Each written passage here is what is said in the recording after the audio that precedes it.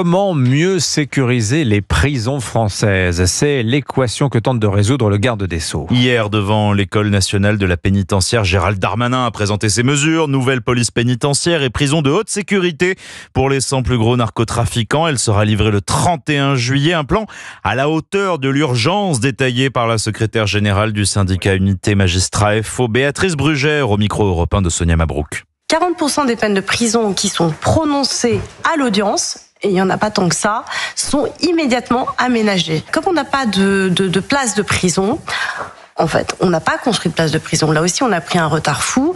Eh bien, on est maintenant dépendant de nos capacités. Et en fait, tout le système est dépendant de ses capacités. Aujourd'hui, vous avez des courageux chefs de cour qui, lors des audiences solennelles, ont dit on n'y arrive plus, on ne peut plus juger. Il faut savoir que dans certaines cours où il y a des faits extrêmement graves, on ne juge que les détenus.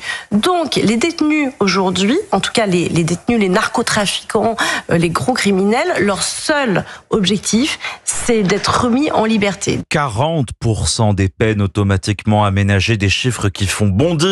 William Molinier, comment expliquer de telles statistiques ?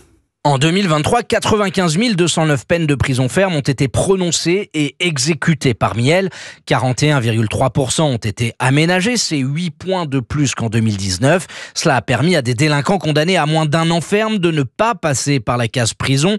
Bracelet électronique, semi-liberté, conversion en jour amende ou en travaux d'intérêt général. La justice considère que ces mesures alternatives permettent de réduire, je cite, les effets négatifs de l'emprisonnement et de lutter contre la surpopulation carcérale. Plus d'une peine de prison ferme sur 3 dans une affaire de stupéfiants est aménagée, 41% pour les atteintes aux personnes, 29% pour les atteintes aux biens et pratiquement un quart des étrangers condamnés à de la prison ferme ne va pas derrière les barreaux.